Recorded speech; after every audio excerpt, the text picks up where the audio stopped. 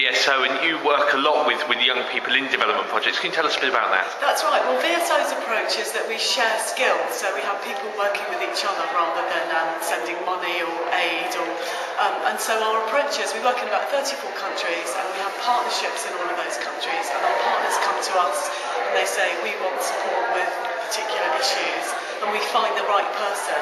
And in our experience, young people are uniquely suited for particular roles in international development, and particularly working with other young people. So we have two programs, one Youth for Development and one called Global Exchange. And one is where individual volunteers work, and the other for a year, and the other is a team thing where young people work together. We bring young people from one country to work with young people from the UK, and they do an exchange. And we feel really passionately that giving young people from developing countries an opportunity to come and see how things work in the UK has a really powerful influence, so they can see for themselves, decide whether what they see is relevant for them to take back. And so there's a kind of global awareness, global citizenship element, as well as a development impact in the work.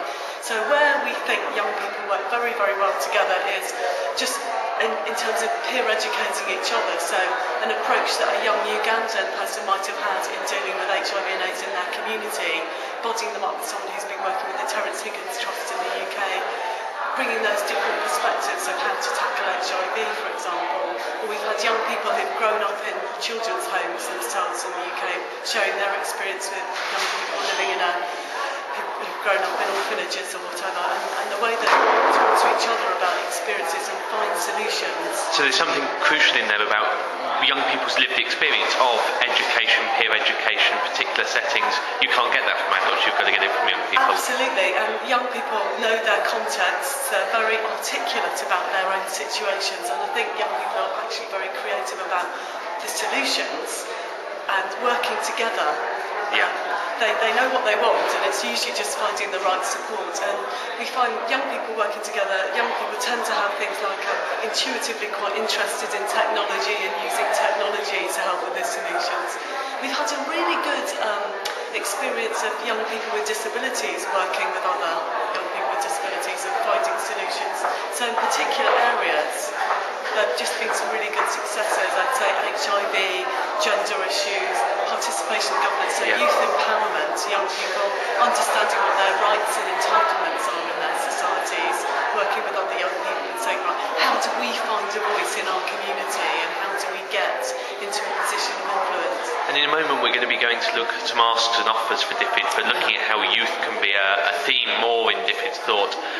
Is there anything in particular you want to focus on in that? There are just two of us here, but what we're particularly interested in at the moment is how young people can work together, and how we can get DfID to support young people in livelihoods. So how we can create the right education and training opportunities, and finding microcredits so young people can get the right education and training and support to set up their own businesses and create their own livelihoods.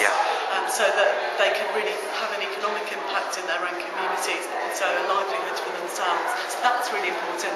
And the other one I'm really interested in is building support for development. And again, I think DfID's been looking at development awareness in the UK, and VSO we've found that just by having the exchange programs and bringing young people from other countries, that has a really powerful impact in building development awareness in the UK, but also globally.